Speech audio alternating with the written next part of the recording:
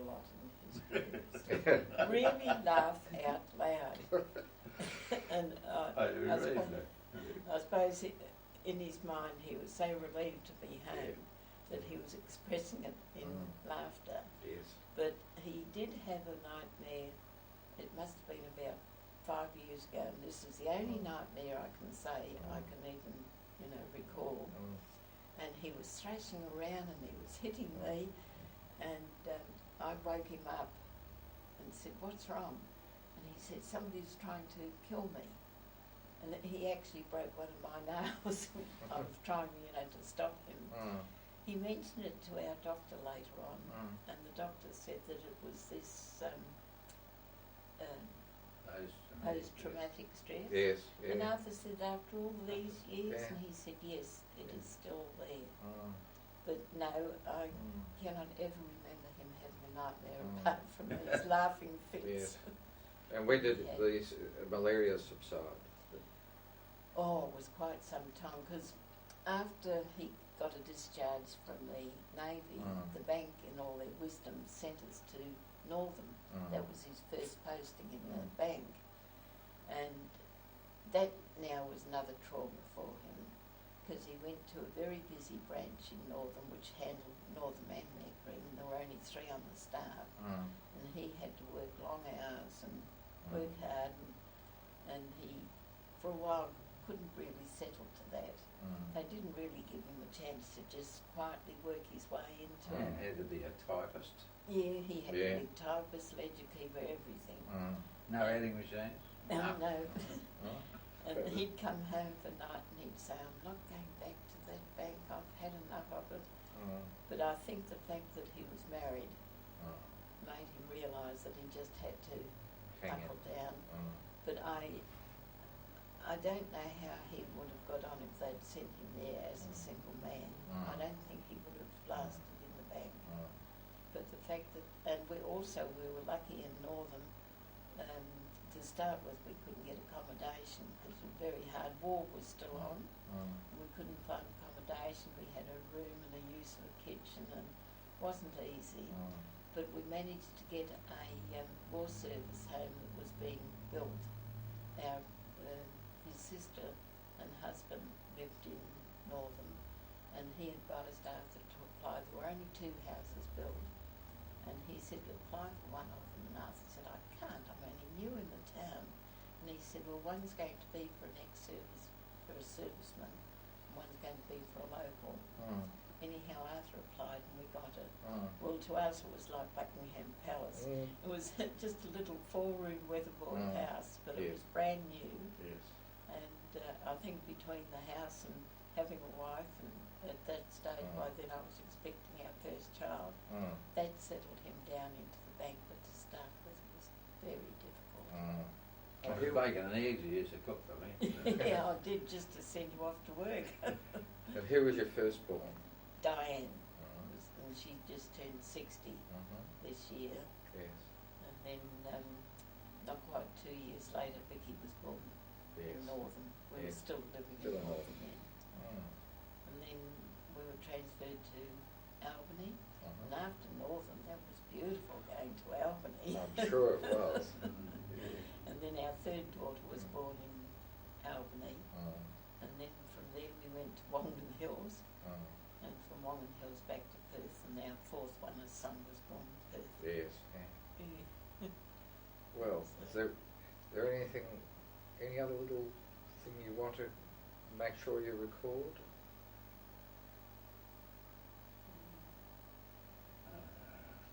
What's the next step for Merla and Arthur Bancroft? You're moving now, aren't you? Yes. Well, I must say that in the bank, Arthur, of course, got transferred, as I said, from Northern to Albany to Wongan Hills, Perth. From Perth we went to Gawler in South Australia and then back to Perth. But I found that after about 3 years in the bank, I kept anticipating, I wonder where we'll go to next. But when we got back to Perth from Gawler, I said to Arthur, "I'm throwing out the anchor, we're not going to move again." So we stayed, that was in City Beach. We stayed there for 25 years, and then the house got too big for us in the swimming pool. The children were all married. So we decided to move, and we bought this block here in Marmion and built this house, and we've been here 17 years now. Yes. But we realise now that we have to move on a little bit further. Yes. And we're going to go into a retirement village next year. Yeah. It'll take that long for them to build it. And what month next year? September next year. Yeah, it is a long time. It is. Well, when we signed up, it was supposed to be about now. But with buildings the way they are now and things, it's been put back until September next year. We're going into Mercy Village at Wembley. Yes. So that's our next step. Yes. But 61 years of marriage, but we have covered a lot of ground in that time. Yes, yes. A lot of things, a lot of interesting things have happened to us. Yeah. The first one being meeting the Duke and Duchess of Gloucester. That was our first big occasion, but there's been many more. Yes. I could go on for a long time. Yeah, I knew you. Well, do you want to go on? You've got another gem that you want to tell us? Well, the most latest one about the trip to Yes, Hawaii. please. Yes, please. I'm an avid reader of the Woman's Day. I have bought the Woman's Day for years and years. And from Valentine's Day onwards, they ran a competition called Australia's Greatest Love Story. Anyhow, I was talked into writing our love story, which I did, and got a very pleasant surprise when they rang and told me that we had won a trip to Hawaii with $1,000 spending money, which was very, very nice. And the article was in the Woman's Day, and they flew us to Sydney to appear on TV. And anyhow, we were given 12 months to use the trip to Hawaii. So we went in May. We thought, well, we're both still well. We'll go while we're fit enough. And our two daughters, Diane and Vicky, felt that it was a big trip for us to undertake at our age, and sort of more or less hinted that they needed us. So we took them with us, and we had a most marvellous week there. And now the Woman's Day have asked me to write a story of our trip, which I have done, and that will appear later on Women's Day. So that was the most recent exciting experience we've had. Yes. That sounds, the way you said, you emphasised most recent. Is there something else?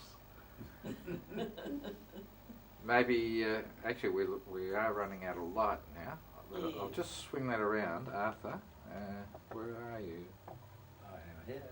I've lost you. Arthur didn't turn the light on.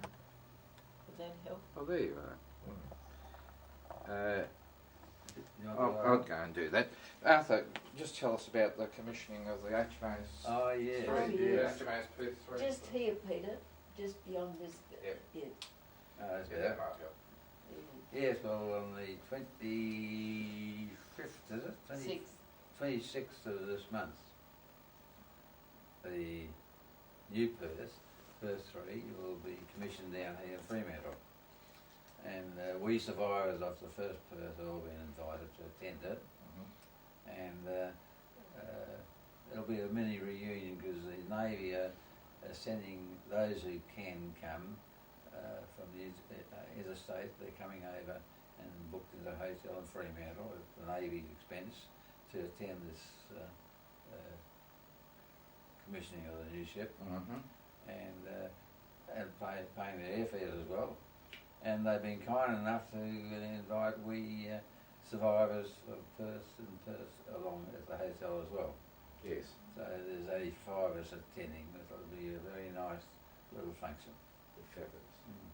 Well, thank you for that. Thank you. And may I thank both of you so much for being so patient with me and allowing me to do this interview. To me, it's been a privilege. It's something that we put off earlier for various reasons, but we've made it. Yeah, And yeah. once That's again, good. thank you so much. Yeah. Thank you, Peter. Thank you, Peter.